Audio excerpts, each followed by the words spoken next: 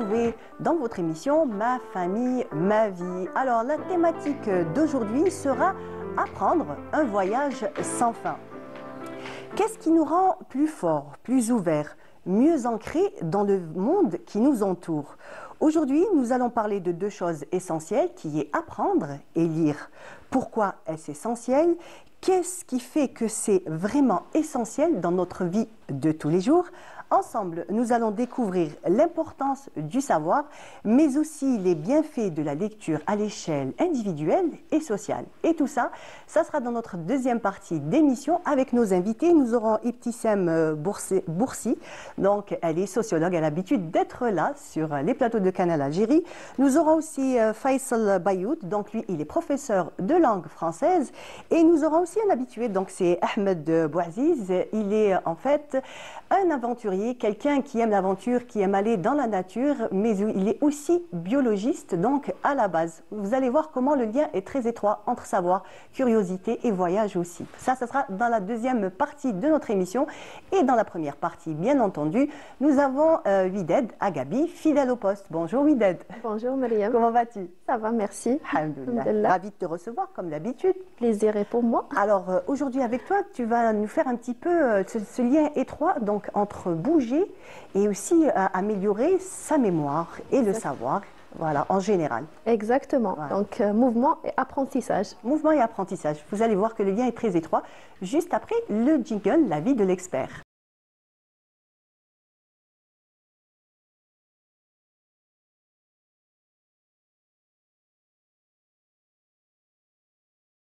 Entre que ça soit activité physique ou alors mouvement tout simplement, et donc l'apprentissage et le savoir. Exactement. Donc on pense tous que justement pour apprendre, il faut rester assis, voilà, silencieux, concentré, mais finalement, et si je te dis que non, au contraire, il faut justement bouger, il faut parfois marcher, sauter, danser. Tout ça justement pour améliorer la santé de notre cerveau et le rendre mieux créatif, mieux, on va dire, améliorer sa mémoire, améliorer aussi les capacités d'apprentissage. Donc c'était vraiment, on croyait tous que pour apprendre, il faut rester comme ça figé et pendant de longues heures, alors que au contraire. Voilà. Donc aujourd'hui. Donc moi personnellement, quand j'étais petite, c'était très compliqué pour moi. Donc on me disait arrête de bouger, concentre-toi. Et en fait, j'arrivais pas. Il fallait que je sois en perpétuel mouvement. Mais c'est vrai qu'effectivement, ça ne me gênait absolument pas pour apprendre ou pour assimiler une quelconque information. Exactement. Donc, tu l'as bien dit, c'est un besoin de bouger pour mieux apprendre. Parce que d'ailleurs, actuellement, plusieurs études ont été faites dans ce sens-là, surtout chez les enfants, pour améliorer justement l'apprentissage chez eux. Et parmi les choses, on a déjà dit avant que c'était le sommeil et tout, mais parmi les choses, c'est justement, on va dire, rattacher ou intégrer le mouvement avec l'apprentissage, donc à l'apprentissage, pardon. Donc, laisser l'enfant bouger pour mieux apprendre. Donc, il y a des enfants qui ont besoin de bouger pour améliorer leur apprentissage. Parfois, aux écoles, on trouve des enseignants qui, on va dire, qui limitent les mouvements des enfants. Oui. Voilà. Donc, et il y a des enfants qui n'arrivent pas à suivre, qui n'arrivent pas à retenir les informations juste parce que eux, ils ont besoin de bouger. Voilà. Donc c'est un petit peu comme quand les enfants apprennent en bougeant ou en dansant ou en faisant comme ça des mouvements répétitifs ou même en chantant. Il y en a même qui réussissent à apprendre en chantant. Exactement, oui. Voilà. Donc, en tournant dans toute la pièce. En fait, moi j'ai ma fille qui tourne dans toute la pièce avec son cahier comme ça en cercle. À un moment, je dis t'as pas à le tourner? Elle fait non. Donc oui. Ça va, voilà. C'est une bonne manière d'apprendre justement de bouger. Il y a ceux qui bougent dans la pièce et aussi qui récitent à haute voix. À haute voix. Voilà, donc c'est l'une des manières d'apprendre. Ils se concentrent mieux, ils mémorisent mieux et ils sont plus créatifs. Donc, au contraire, il faut les encourager par rapport à ça. Il n'y a pas que les enfants, il y a même les adultes, les personnes âgées. Donc, c'est tout au long de notre vie, on a besoin de bouger. Et, donc, le besoin de mouvement nous accompagne, on va dire, jusqu'à la fin. Exactement, il est même conseillé. Même aux personnes âgées, on conseille justement d'avoir une activité physique pour améliorer les capacités de la mémoire, les fonctions cognitives et aussi rester en contact avec l'environnement. Et ça, c'est très important pour justement notre cerveau et la santé de notre cerveau. Et on explique un tout petit peu ce qui se passe quand on bouge, ce qui se passe dans notre cerveau, c'est qu'il y aura des connexions qui vont se créer grâce à des neurotransmetteurs. Et ces neurotransmetteurs, donc justement, ils vont lutter contre le stress, ils vont améliorer la concentration, ils vont nous aider à mieux mémoriser et il y a des neurones qui seront mieux nourris aussi. Donc tout ça se passe dans notre cerveau et nous aide justement à rester concentré, à rester, on va dire, à mieux apprendre les choses. Voilà. C'est quand même fou comment, pendant très longtemps, il y a eu ces idées reçues, comme j'ai dit, bien ancrées, que pour apprendre, il faut rester pratiquement inerte, concentré, ne pas bouger. Alors que maintenant, on découvre que c'est tout à fait le contraire. Mais il y a aussi, Wydad Agabi, il faut le dire qu'il y a quelques milliers d'années, donc à l'époque, Socrate avait cette façon de donner des cours ou d'enseigner donc à ses disciples. C'était en marchant. En fait, c'était rare où il faisait comme ça une séance assise. La plupart du temps, c'était en marchant à travers la forêt. Exactement, oui. Moi, je me rappelle quand on était petit, il y avait un des enseignants qui nous enseignait dans la cour avec un ballon. Donc, on faisait passer le ballon entre nous et on s'échangeait les informations. C'était comme ça qu'on retenait la leçon. Et c'était très, très bénéfique pour nous. Et je n'avais pas besoin de réviser à la maison. Voilà. Donc, je mémorisais mieux avec cette façon-là. Donc, c'est l'une des méthodes qui peut aider les personnes ou les enfants à apprendre. On a tous remarqué qu'après une séance de sport, par exemple, ou après avoir fait de la marche, on est mieux concentré, on retient mieux. C'est vrai. Voilà, donc on a le cerveau qui est, on va dire, mieux ouvert. Donc, il reçoit mieux les informations. Alors que si on reste toute la journée au bureau, face à un écran, face à un livre, donc là, on retient mal. Parfois même, on a l'envie de dormir. Donc, on est distrait, on ne peut pas se concentrer. Et donc, bouger, ça nous aide à se concentrer, à améliorer notre façon d'apprentissage. Alors, par rapport aux enfants, justement, il y a des écoles qui ont adopté certaines méthodes, notamment entre une leçon et une leçon, une petite pause de 5 à 10 minutes, juste pour laisser les enfants bouger, sauter parfois, courir. Donc, comme ça, la prochaine... un petit peu cette énergie. Exactement. Donc, pour la prochaine leçon, ils seront prêts à retenir et à recevoir les informations. Et puis, pour les enseignants ou les parents qui ont des enfants qui veulent bouger, en fait, pendant longtemps, on disait que c'était de la distraction, c'est un enfant qui est turbulent, oui, hyperactif et tout, alors que c'est un enfant qui a juste besoin de trouver... En fait, les enfants, ils bougent pour créer leur repère, pour justement coordonner avec les mouvements. Ils ont besoin de bouger justement pour mieux apprendre, pour mieux se concentrer. Donc, laissez les enfants en fait adopter cette méthode parce que c'est la bonne méthode pour eux. Il y a ceux qui sont calmes, qui arrivent à apprendre comme ça dans le calme, dans le silence. Absolument. C'est vrai on n'est pas tous égaux. Exactement. Mais celui qui a ce besoin, il vaut mieux le laisser. Au contraire, lui donner comme ça des petites pauses à la maison. Donc le laisser bouger, pas 4 heures d'affilée de révision ou 1 heure d'affilée comme ça de révision. C'est très mauvais et il va rien retenir et le cerveau il sera bloqué justement et l'enfant il sera certainement pas concentré. Voilà. Donc il y a même aussi de nouvelles méthodes de révision. On dit qu'on travaille pendant 20 minutes et on se repose 5 minutes. Exactement. Bien entendu, les 5 minutes, ne pas aller courir aux écrans. Ça, c'est clair, parce qu'après, ça va nous distraire. Donc, prendre une petite pause de 5 minutes, on va prendre une collation, on va marcher ou on va regarder par la fenêtre, je ne sais pas. Mais en tout cas, faire ces petites interruptions de façon à ce que notre cerveau, on va dire, fasse une pause et puisse reprendre. Exactement. Donc, moi, cette méthode, je l'ai adoptée utilisée quand j'étais à l'université, donc pour mes études de médecine, c'est la méthode Pomodoro. Pomodoro. Voilà, Absolument. donc c'est la méthode où on révise pendant 25 minutes, une pause de 5 minutes, et c'est un cycle, on le refait pendant 4 fois. 4 fois. La quatrième fois, on fait une pause de 20 à 25 minutes, comme ça, d'affilée, pour se reposer. Et c'est une méthode qui est vraiment efficace. C'est mieux de rester comme ça toute la matinée face à un livre. On va rien retenir si on fait ça, alors que si on va faire ces petites pauses, c'est en fait c'est un petit, on va dire un petit souffle pour notre cerveau déjà. On va bouger. Il vaut mieux aller bouger, faire des étirements par exemple, Oui. Détendre un peu le changer corps. la pièce carrément. Et ça permet à notre cerveau déjà, s'il va bouger, il y aura plus d'oxygène, c'est-à-dire on aura plus d'oxygène. D'accord, donc oxygéner le cerveau. Exactement. Donc le cerveau, il sera plus performant, plus créatif, il reçoit mieux l'information, il va mieux l'emmagasiner. Voilà. D'accord. Il va redémarrer de plus belle. Exactement. D'accord, donc c'est prouvé. C'est une méthode que tu as expérimentée et qui a donné ses fruits. Exactement. Donc vous pouvez chercher, c'est la méthode Pomodoro. C'est très efficace et maintenant c'est très utilisé. Donc il y a beaucoup qui adoptent cette méthode et elle permet à notre cerveau de rester, on va dire, attentif et comme ça allumé. Voilà. Voilà, exactement, performant. Et puis il y a plusieurs justement méthodes, conseils. D'ailleurs, c'est la période, je pense que les examens arrivent. sont, oui, ils sont, comme on dit, Voilà. à l'abouab. Exactement.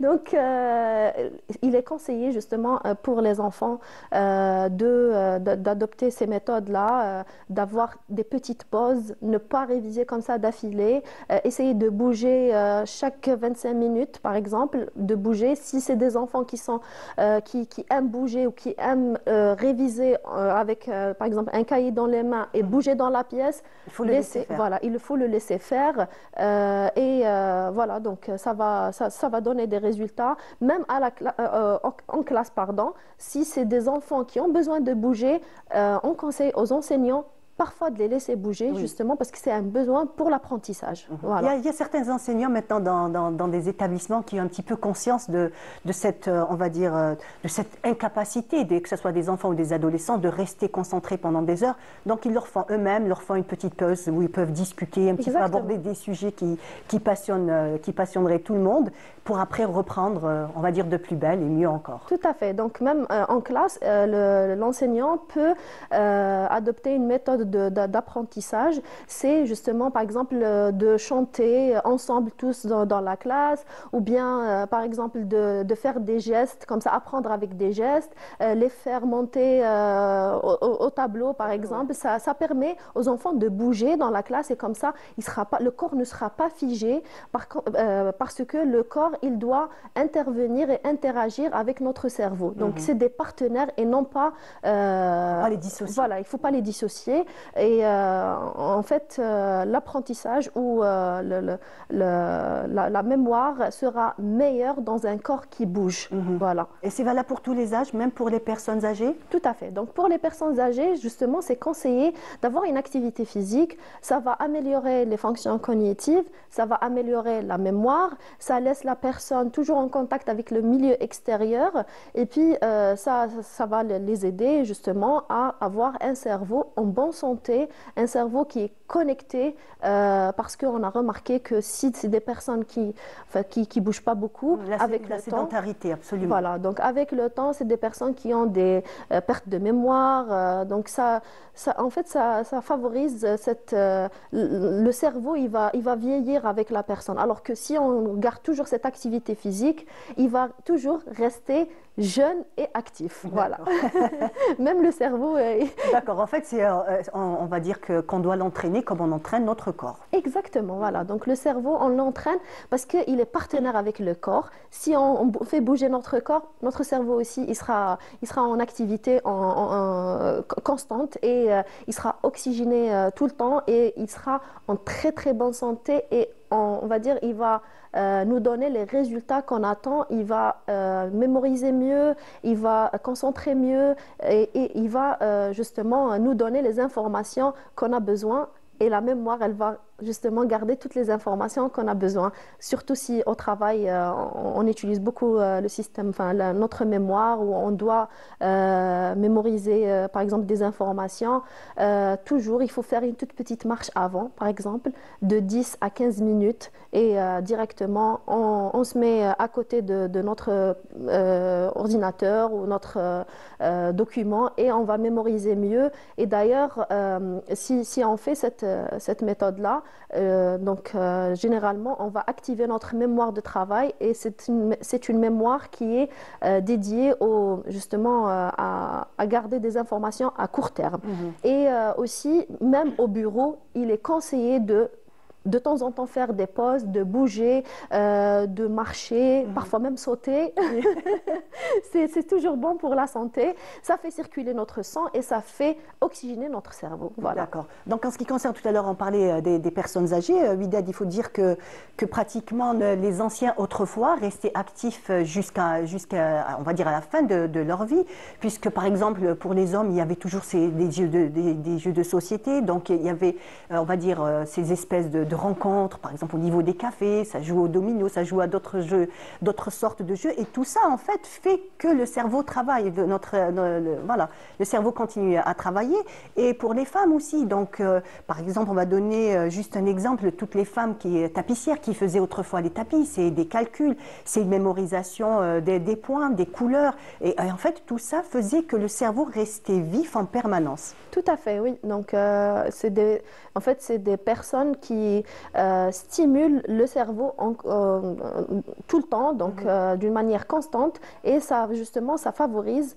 les fonctions cognitives. On a remarqué qu'avec l'âge, les fonctions cognitives, elles vont diminuer, et si on ne fait pas travailler notre cerveau, si on fait pas des exercices pour notre cerveau, justement, avec le temps, il y aura déclin de la mémoire, déclin des fonctions cognitives, et c'est ce qui donne justement les démences. Donc là, il faut justement toujours entraîner notre cerveau, déjà par tu l'as bien dit, des jeux de société, des mots croisés, donc toujours déjà par l'apprentissage, parce qu'on n'arrête jamais d'apprendre tout au long de notre vie, et puis avec de l'activité physique. La marche seule, c'est une activité physique. Absolument, c'est de la meilleure activité physique d'ailleurs.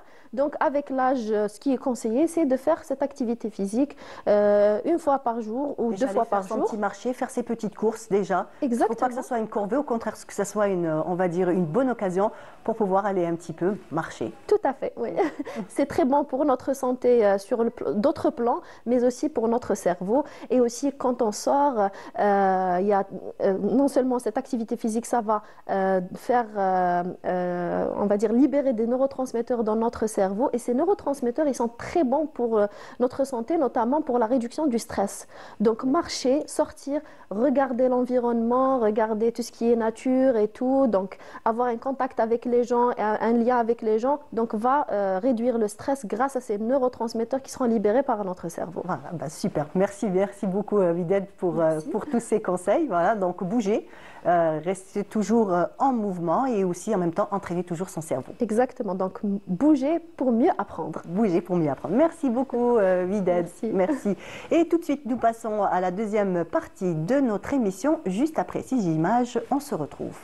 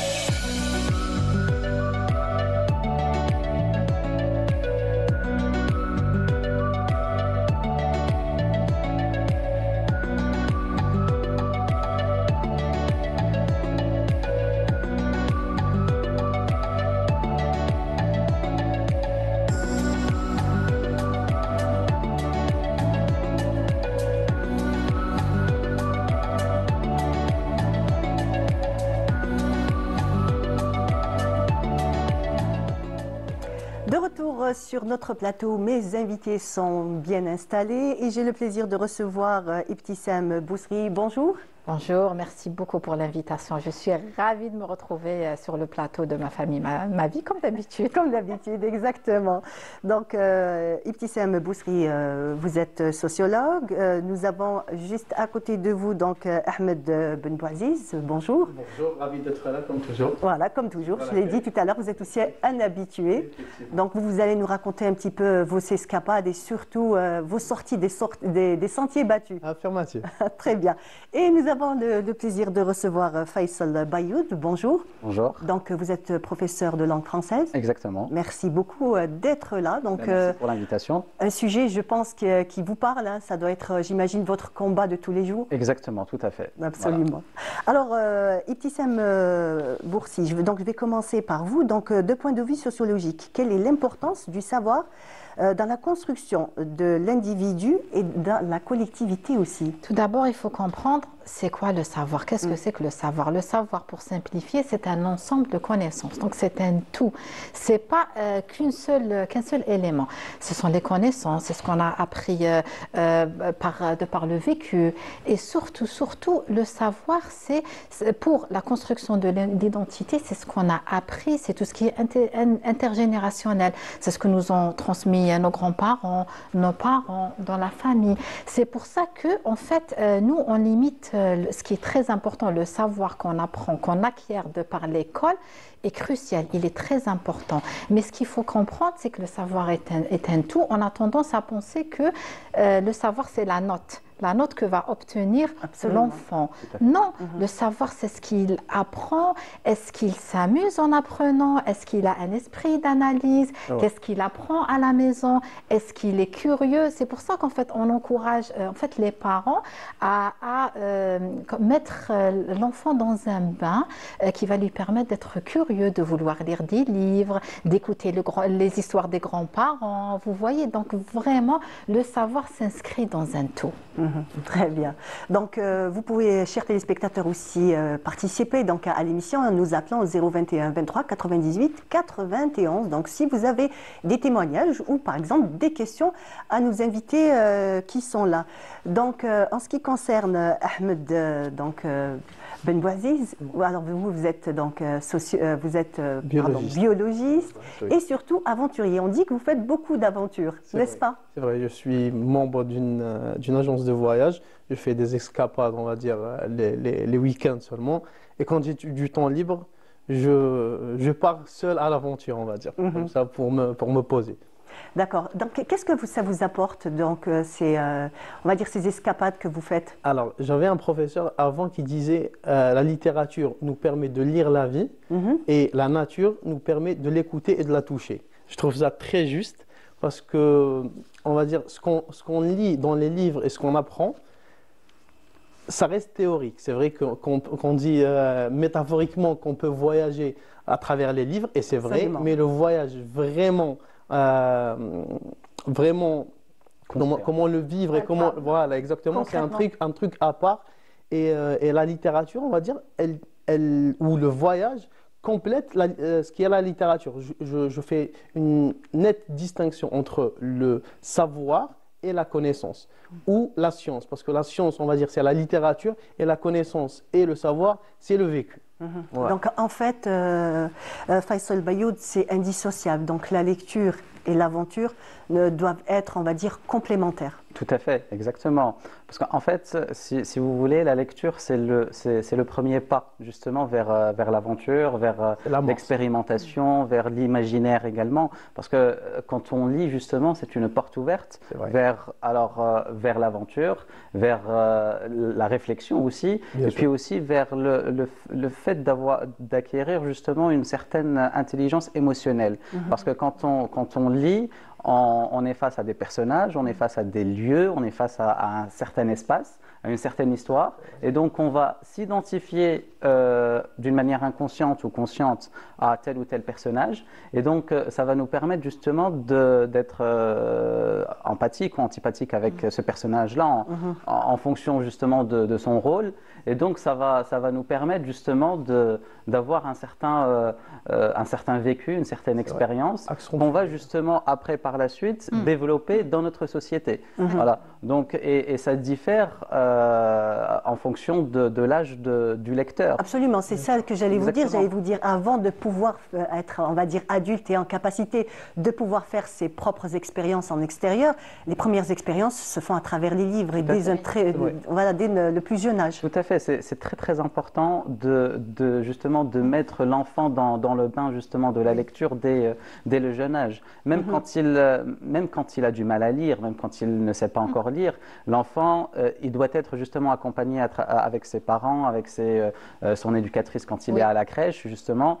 Le premier acte, en fait, ce n'est pas le fait de lire, mais c'est le fait d'être en contact avec les livres. Voilà. De voir le livre, de pouvoir le toucher, d'être curieux, justement, parce qu'il y a une différence quand on prend un enfant qui a vécu dans un espace où il n'y a pas de livre du tout, et contrairement à un enfant qui a vécu dans une maison où il y a par exemple une bibliothèque, où ses parents sont de grands lecteurs, etc. Donc ça joue vraiment un rôle très très important dans le développement cognitif et aussi personnel de l'enfant. Et puis si je peux rebondir, bien sûr. Quand on dit dès l'enfance, on va bien sûr développer la concentration, on développe énormément de compétences de toutes les manières. Et on va développer notre capacité d'analyse. On va pouvoir analyser. Parce qu'au fil du temps, on va être confronté à une multitude de sources de savoir. Il y a les réseaux sociaux, on le sait très bien, Internet, les réseaux sociaux, l'intelligence artificielle maintenant, etc. Mais quand on a cette capacité d'analyse, de juger et jauger, c'est-à-dire analyser les choses, pouvoir savoir qu'est-ce qui est bien, qu'est-ce qui n'est pas bien, on n'est pas victime. On n'est pas victime de ce qu'on consomme, mais au contraire, on est maître de ce qu'on consomme. Et ça, c'est très très important, de façon à ce que ce savoir-là nous mène vers la lumière. Si je peux rebondir, on va faire un ping-pong. La lecture nous permet l'analyse, c'est vrai, et l'analyse nous permet la tolérance après. C'est ce qui est très important et c'est ce qui est très demandé, surtout dans notre société actuelle mondialement. Je ne parle pas que la société algérienne, la tolérance, le refus de l'autre, de voir que nous avons la vérité absolue et l'autre est totalement dans le faux. Ça, c'est extrêmement dangereux et c'est la lecture qui va nous aider à remédier à tout ça.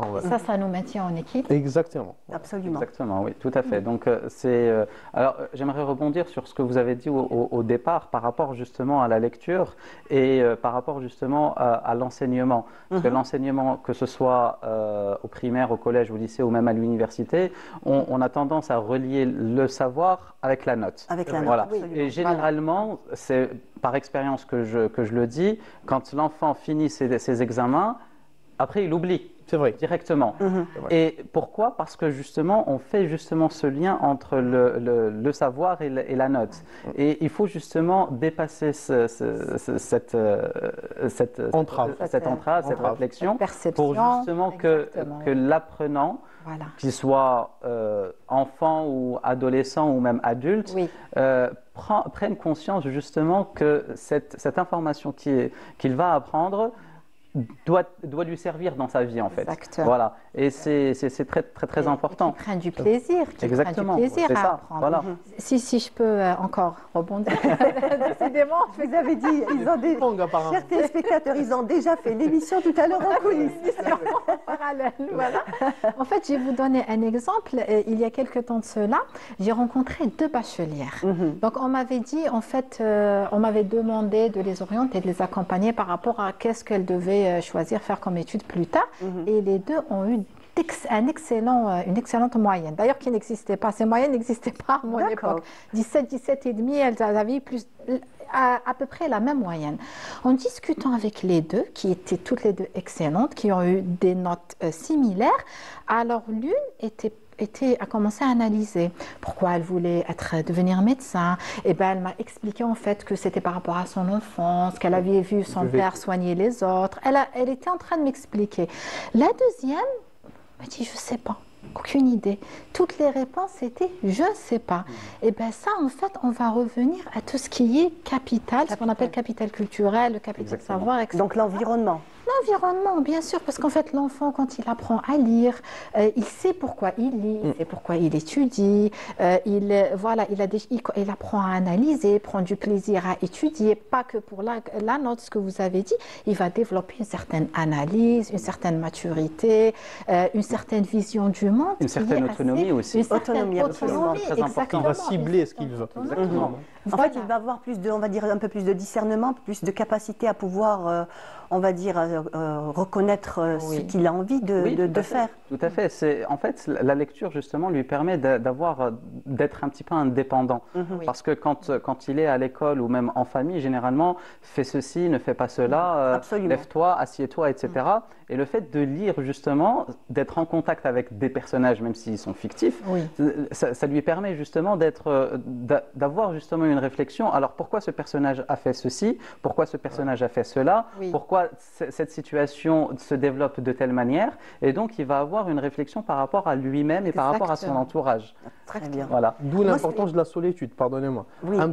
Je pense que quelqu'un qui a une partie, bien sûr, où il veut être seul, c'est très important. Les gens qui sont tout le temps entourés, je sais que les liens sociaux sont c'est très important, mais la solitude, franchement, je trouve que c'est extrêmement important pour quelqu'un qui est en construction. Je pense que c'était Chateaubriand, si je ne me trompe pas, qui avait dit « Mes mœurs sont de la solitude et non pas des hommes ». Ça veut dire que les réflexions qu'il avait, et Chateaubriand, c'est un penseur, écrivain éminent et grandiose. Toutes ces idées qui étaient révolutionnaires à son époque venaient de la solitude. Donc je pense que c'est très important d'être seul un peu. Très bien, d'accord. Alors moi, ce que je vous propose, c'est tout de suite de suivre un sujet de Hamid Rebouh et on revient juste après.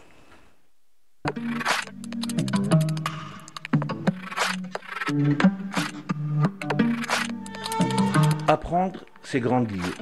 L'acquisition, la transmission et l'accumulation du savoir ont permis aux civilisations de se développer, de structurer des sociétés complexes et de repousser les limites de l'inconnu. Curieux par nature, l'être humain cherche sans cesse à comprendre davantage, à aller plus loin. Apprendre lui permet de mieux saisir le monde qui l'entoure, de développer son esprit critique et de faire des choix éclairés. Le savoir brise les chaînes de l'ignorance, des préjugés et des manipulations. Il ouvre la voie de l'émancipation personnelle et donne à chacun les moyens de se construire et de se dépasser. C'est grâce au savoir que nous avons pu explorer l'espace, éradiquer les maladies et inventer Internet. Ces grandes avancées ont rendu le savoir plus accessible, plus universel, amplifiant ainsi son pouvoir de transformation. Le savoir est un vecteur d'évolution personnelle, collective, technologique et même spirituelle. Il ne se limite pas au cadre scolaire ou académique. Il inclut aussi les savoirs de l'expérience, les réflexions philosophiques, les traditions culturelles et les transmissions intergénérationnelles. Le savoir n'est pas neutre. Mal utilisé, il peut devenir dangereux. Il peut nourrir la manipulation, l'exclusion ou même la destruction. C'est pourquoi il est essentiel de développer une éthique du savoir. Savoir pour comprendre, savoir pour construire, savoir pour relier plutôt que pour dominer. Le savoir est sans doute l'un des moteurs les plus puissants de l'évolution humaine. C'est un outil vivant en perpétuelle construction qui façonne les sociétés, les mentalités et les individus. Grâce à lui, l'être humain s'adapte, progresse, se transforme et surtout donne un sens à son existence. Apprendre, c'est grandir. Voilà, c'était un sujet de Hamid Rebouh et vous pouvez donc participer à l'émission en nous appelant au 021 23 98 91. Donc Faisal Bayoud, dans une société de plus en plus numérique et rapide, quel est encore le rôle du livre? Alors, le rôle du livre est encore plus important dans une société où les écrans deviennent, indéniablement, deviennent de plus en plus dangereux. Parce que ce qu'il faut savoir, c'est que, alors bon, les scientifiques sont très stricts par rapport à cela, c'est qu'il ne faut pas donner des écrans aux enfants de moins de 6 ans. Ça, c'est très très important. Parce que, bon, il y a énormément d'études qui ont été faites par rapport à cela. Donc, on peut parler d'autisme, on peut parler de problèmes mentaux, on peut parler de non-développement, de difficultés, exactement. Et donc, c'est très très important. Et c'est là justement où arrive le rôle du livre, parce que quand on est face à un livre, déjà on est face à quelque chose de palpable. Oui, donc on le touche. Et donc il y a cette relation de toucher. Oui. Si vous vous souvenez bien, quand on était petit, quand on était à la crèche ou même en première année primaire, on jouait toujours avec la pâte à modeler. La pâte à modeler, et ça, c'était très très important par rapport à la motricité des mains, à la motricité de l'élève, etc. Maintenant, malheureusement, c'est de moins en moins présent. On a remplacé ça par des écrans, justement, par quelque chose de plus technologique, et c'est très, très, très mauvais, en fait. Oui. Voilà. Que ce soit pour le côté physique ou le côté psychique de l'enfant. Donc, le livre, c'est justement l'élément essentiel dans le développement physique et psychique de l'enfant. Voilà. Parce que, qu'on le veuille ou non, bon, maintenant c'est vrai que les nouvelles technologies existent, elles sont en profusion dans nos maisons, dans notre société de façon générale, mais la question c'est comment justement les rendre utiles et surtout pas dangereuses à nos enfants. Voilà, c'est la question à se poser. D'ailleurs, il y a beaucoup de jeunes Algériens dans le cadre des startups qui ont créé des applications interactives, ludiques, éducatives. Donc, le temps, je dis bien le temps limité, qui doit être limité, voilà, d'utilisation de l'enfant de ces écrans doit être donc dédié à des applications ludiques, interactives, etc. Et toujours, ça n'empêche pas le parent de communiquer avec son enfant.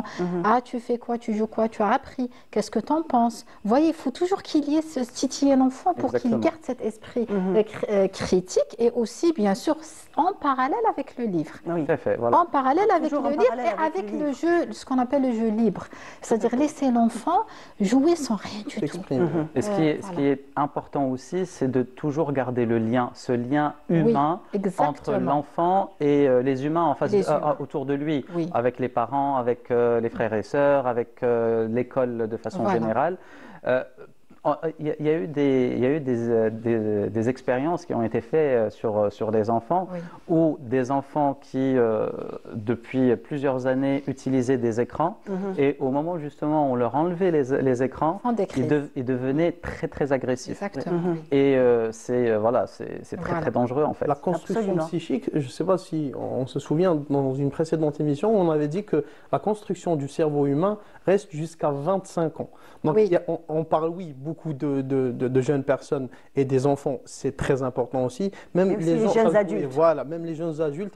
Donc même si on est entre 10 à 25 ans, notre cerveau est toujours en construction. Donc j'espère au moins que les jeunes vont prendre le temps derrière pour le former, pour le consacrer au cerveau, la construction du cerveau. En bas, pour les 25 ans, on pourra se relâcher un peu. Un petit peu. Justement, Ahmed Ben Bouaziz, donc vous en tant que biologiste, donc votre savoir scientifique que vous avez acquis à l'université, comment le voyez-vous, on va dire, sur le terrain dans la vie réelle et vice versa? Alors, c'est très intéressant comme question, mais parce que le premier sens, on va dire, de la lecture ou des études à la nature, c'est extrêmement... je ne sais même pas comment l'expliquer parce que c'est une explosion dans le cerveau. Par exemple, quand on lit sur la photosynthèse, on sait comment ça marche, ça c'est de la science, mais quand on voit maintenant, par exemple, moi, avec, je ne sais pas, un littéraire par exemple, si on passe devant un jardin là, moi je sais ce qui se passe dans la feuille. Et je sais la complexité du mouvement cosmique qui se passe dans la feuille ou dans la plante. Donc ça, c'est dans un premier plan. Et le deuxième, l'inverse, en connaissant tout ça et en étant en pleine nature, on comprend qu'on ne connaît rien du tout. Que la petite chose qu'on a étudiée 3 ou 4 ans, dans la nature, c'est vraiment un truc insignifiant. Donc, au lieu de, si on veut étudier tout ce qui nous entoure, il faut, je sais pas, des décennies ou des centaines d'années pour savoir comme disait, je sais pas, je vais dire la citation en arabe. Abbas al-Aqad disait qu'on lisait pour s'éloigner un tout petit peu du point de la de l'ignorance et non pas pour se rapprocher de la science. C'est-à-dire on a ba'ad à la science. Donc, comme on disait, voilà. Je sais que je ne sais rien. Voilà, exactement. Absolument. Alors, donc, pardon, je rappelle juste le téléphone donc, à nos téléspectateurs. Vous pouvez nous appeler au 021 23 98 91 si vous voulez participer à notre émission. Donc, un débat passionnant entre le savoir, la lecture et l'aventure. Donc, allez-y. Oui, non, j'allais juste ajouter quelque chose par rapport à la lecture, justement. C'est que quand on est un grand lecteur, justement, alors bon, de façon générale, la lecture nous permet justement d'enlever justement ces barrières, ces frontières entre biologistes, littéraires, scientifiques, etc. Parce que justement, alors bon, malgré que j'ai fait un parcours scientifique au lycée, mais je suis d'un profil littéraire, mais quand je lis par exemple du Zola, je sais justement qu'à travers l'expérimentation, quand je suis par exemple dans un jardin, voilà ce qui se passe, quand je regarde le ciel, voilà ce qui se passe, voilà ce qu'il y a dans l'univers, etc. Donc le fait de lire justement, alors bien évidemment, après, on va revenir sur les genres littéraires, etc. Absolument. Mais voilà, chaque genre a justement sa capacité de vous donner une clé qui vous permettrait justement de comprendre le monde de façon générale. D'accord. Il y a aussi donc le livre qui favorise donc la mémoire. Ça aide à garder, on va dire, une mémoire vive et vice versa. Alors pas plus tard qu'hier, je parlais justement avec mes étudiants. Je leur disais, parce qu'on me pose toujours la question, comment est-ce qu'on lit, alors que généralement, surtout avec les gens qui débutent avec la lecture et qui débutent avec la langue, on ne comprend pas bien le français par exemple. Comment on fait pour lire? Je leur dis, lisez, même si vous ne comprenez pas, et évitez, peu importe la langue que vous apprenez, le français, l'anglais, l'espagnol, le chinois, peu importe, évitez de faire de la traduction mot à mot. C'est très très important. Quand vous apprenez une langue, lisez et essayez d'écouter aussi, sans vous soucier, je n'ai pas compris ce mot, je n'ai pas compris ce mot. Pourquoi? Parce que le cerveau, on a un cerveau vraiment exceptionnel. Le cerveau, il enregistre même si on ne comprend pas. Et je leur ai dit, faites le test. Lisez par exemple un livre, même si vous avez du mal à comprendre, vous allez voir que à travers le temps, vous allez utiliser les mots que vous avez lus inconsciemment. Vous allez les utiliser quand vous allez parler, quand vous allez écrire, etc. Donc la lecture a justement cette capacité énorme de faire enregistrer des mots, du vocabulaire, des phrases, des expressions, même si consciemment on ne sait pas ce que ça veut dire. Mais avec justement l'usage, avec la pratique, parce que bon, pour apprendre une langue, pour apprendre à parler, il faut pratiquer. Et donc inconsciemment, après en pratiquant, on va faire ressortir justement ce bagage qu'on a retrouvé à travers les livres. Donc, si tu me permets, je vais lier ça à tout ce qui est famille et intergénérationnel. Parce qu'en fait, nous, quand on a des parents âgés, des grands-parents, on a envie qu'ils restent en bonne santé. Oui. Pour rester en bonne santé, il faut lire. Voilà. Et ce qui est en fait recommandé, vous savez, tout ce qui est maladie Alzheimer, etc. Ce qui est recommandé, en fait, c'est exactement tout ce qui est maladie dégénérative. Ce qui est recommandé, c'est toujours de lire quelque chose qui est un peu plus difficile que la normale pour stimuler le cerveau et pour maintenir. Donc, vous voyez à quel point le savoir et la lecture sont importants, même pour la santé, pour tout ce qui est intergénérationnel, tout ce qui est liens familiaux, tout ce qui est. Donc, quand on a en fait des grands-parents, des parents âgés à la maison, c'est bien de les encourager à lire. Même les grands-parents sont connectés maintenant, ils sont sur les réseaux sociaux. Il faut à lire, sinon, même s'ils peuvent lire le Coran, ils peuvent lire, ça dépend en fait donc de ça stimule notre mémoire, notre imagination. Et à raconter, il ne faut pas être là, les grands-parents sont là et nous on est dans nos téléphones. Non, il faut les encourager à raconter des histoires, à interagir avec leurs petits-enfants. Ça c'est bien. Et pour la construction de l'identité, ce qu'on avait dit au début de l'émission, et pour la santé des personnes âgées. C'est incroyable, non?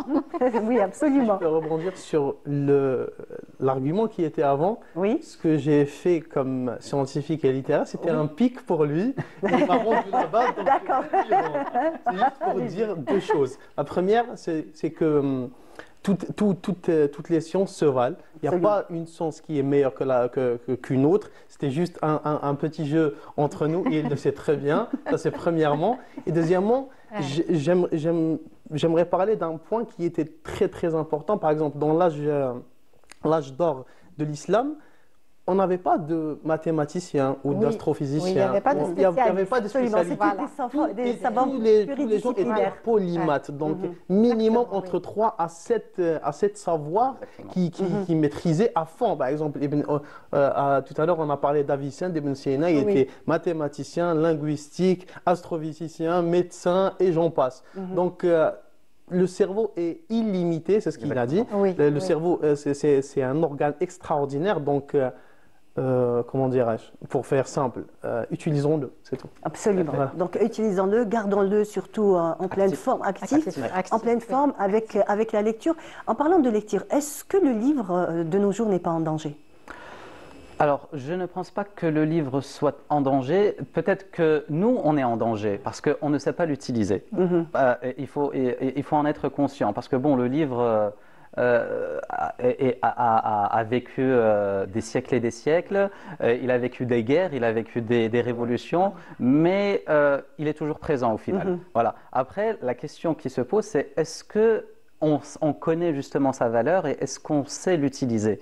C'est ça la question. Donc moi, je pousse toujours les gens à avoir toujours au moins un livre avec eux, avoir une routine. Parce que je reviens sur l'histoire de l'intelligence artificielle, des réseaux sociaux, des écrans, etc. C'est vraiment, alors si on ne sait pas les utiliser, c'est vraiment quelque chose de très, très dangereux. Par rapport justement au cerveau, en parlant du cerveau, je ne sais pas si vous avez remarqué, mais quand on se met sur YouTube, par exemple, on regarde une vidéo.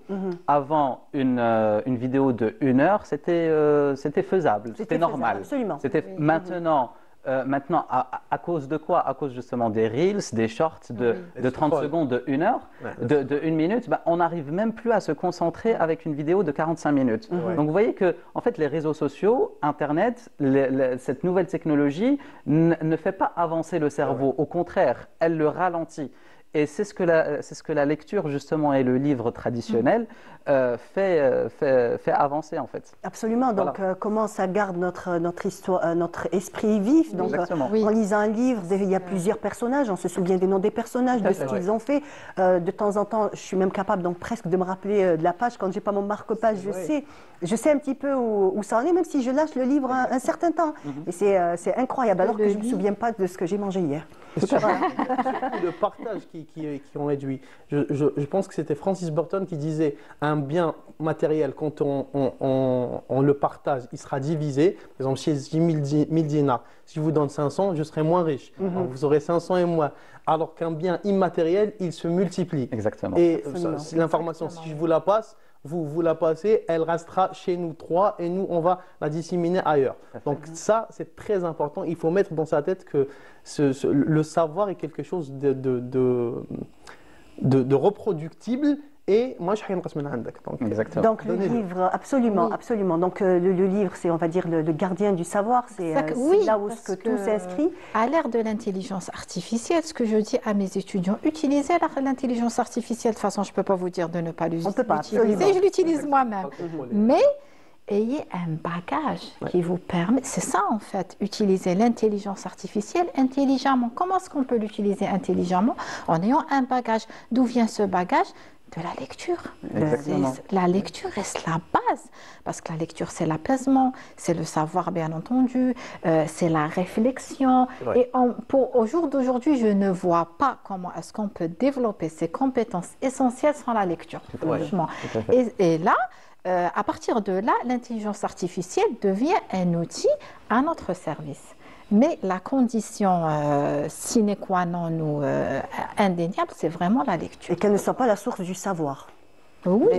l'intelligence artificielle. Ah non, la source du savoir, c'est le livre. Ce n'est jamais la source du savoir parce que l'intelligence artificielle peut se tromper parce que parce qu'elle est générée à travers l'humain, à travers les informations prises par-ci et par-là, alors que si on prend l'information d'une source sûre, et est-ce qu'il y a une source plus sûre que le livre? Je ne pense pas. Voilà. Et on me pose souvent la question, surtout les étudiants, comment est-ce qu'on... Parce que je les pique de temps en temps en leur disant, vous manquez de culture générale. Il faut avoir une culture générale, que ce soit sur la société, sur la religion, sur n'importe quel domaine, essayez d'avoir une culture. De fait que quand on vous pose dans un sujet, vous en parlez de façon instantanée. Voilà. Et on me pose souvent la question, mais comment est-ce qu'on acquiert justement cette culture? Absolument. Voilà. Je leur pose la question. C'était justement la journée du savoir, le 16 avril, Yawm al-Ilm et tout.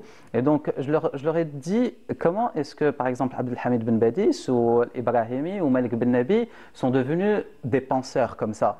Est-ce qu'ils sont restés juste comme ça et ils ont... Non, c'est en lisant. C'est en lisant d'autres penseurs, c'est en lisant d'autres cultures qui ont... Alors, il y a la lecture et il y a l'esprit d'analyse. C'est très, très important. Absolument. Ça fonctionne ensemble. Parce que quand je lis et je prends l'information telle qu'elle, c'est très mauvais aussi. Donc, je dois lire et essayer de critiquer dans le bon sens, une critique constructive justement. Justement, en parlant de ça, est-ce que la lecture développe l'esprit d'analyse? Ah mais tout à fait, systématiquement. Tout à fait. Voilà, c'est la première cause justement de... Surtout quand on lit beaucoup. Exactement, voilà. Plus on lit, alors faites l'expérience, quand vous lisez, vous prenez une personne qui lit par exemple un livre par an et une personne qui lit une vingtaine de livres par an, c'est pas la même chose. Voilà.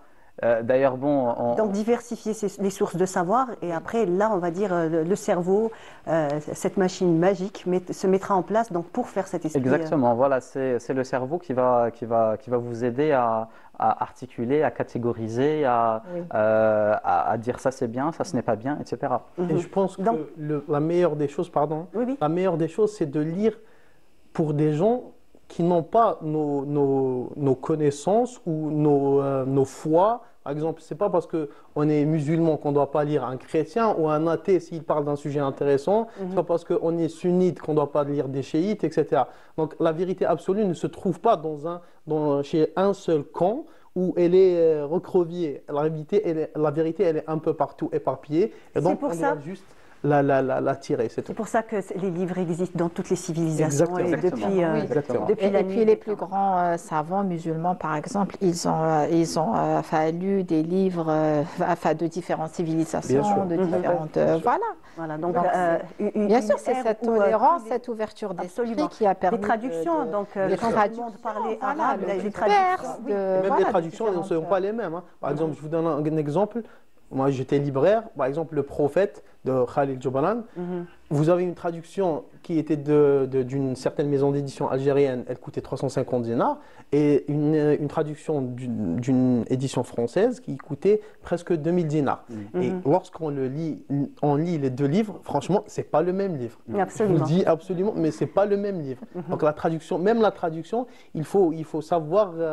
ou piocher pour trouver la bonne solution et la bonne traduction aussi. Donc l'esprit d'analyse et la curiosité, toujours garder l'esprit vif. Tout à fait, voilà. Et puis, alors, je voudrais rebondir sur autre chose aussi, c'est que c'est désolant, l'Occident maintenant a tout pris pour lui. C'est-à-dire qu'il y a énormément d'inventions, de découvertes qui ont été faites par des musulmans, on prend un simple exemple, justement, pour les enfants, on parlait de mathématiques, le maître, le décimètre, etc. Bon, nous, qui a inventé ça? Pour nous, c'est l'Occident. C'est l'Occident. Alors qu'en réalité, ce sont les pharaons qui ont découvert cela. Donc voilà. Donc mais comment on sait cela? C'est à travers la lecture, à travers la recherche. Voilà. Absolument. Donc je pense qu'on arrive presque à la fin de notre émission. Il ne nous reste pas beaucoup de temps. Oui, Ibtissam. Tu as dit il ne reste pas beaucoup de temps. Il y a quelque chose d'important que je voulais parler. C'est en fait tout ce qui est savoir théorique. Il est important. Je vais vous dire pourquoi. Moi, je vais vous donner un exemple. Toujours dans la sociologie, dans la société, l'éducation des enfants. Par exemple, avant, la manière d'éduquer les enfants se transmettait de génération en génération, ce qui est pas mal, ce qui est une bonne chose. Oral. Mais qui, voilà, oral, mais qui n'est pas aujourd'hui suffisant. Maintenant, quand j'ai le savoir de personnes qui sont spécialisées, des psychologues, des sociologues, etc., je sais par exemple qu'il n'est pas bien de crier, par exemple. Même si dans l'application c'est difficile, mais j'ai déjà le savoir correct, j'ai le bon réflexe. Donc, il ne faut jamais hésiter à chercher le savoir dans des domaines.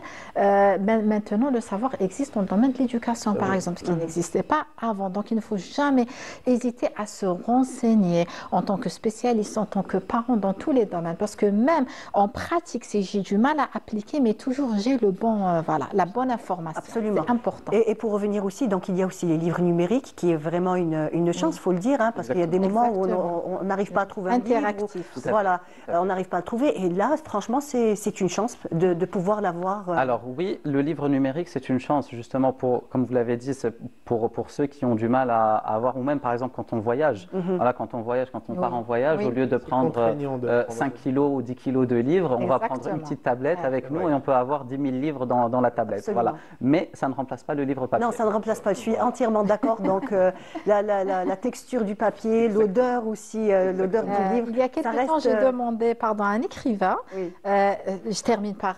Je me tais. J'ai demandé à un écrivain, j'ai dit comment on peut inciter les enfants, les jeunes adultes à lire, surtout quand il n'y a pas, par exemple, le livre à portée.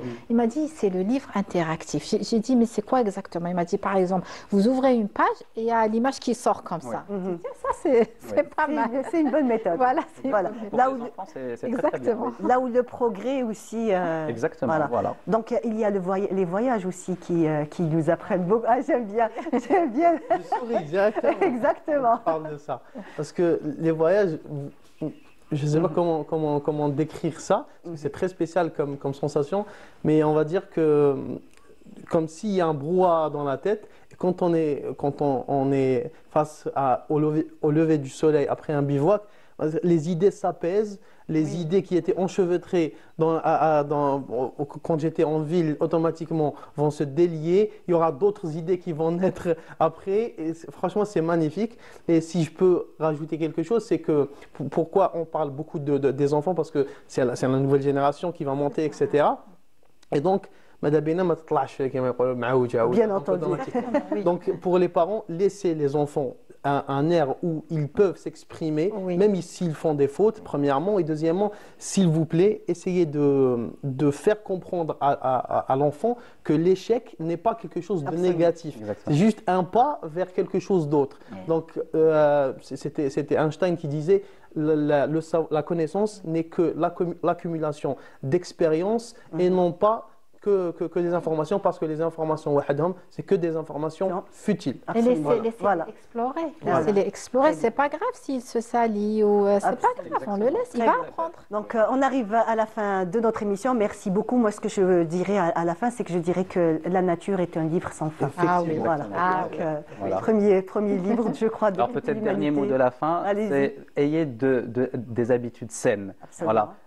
Par exemple, en fin de journée, enlevez tous les écrans, mettez-vous ensemble, discutez, parlez, échangez, pourquoi pas autour d'un livre, autour d'une histoire.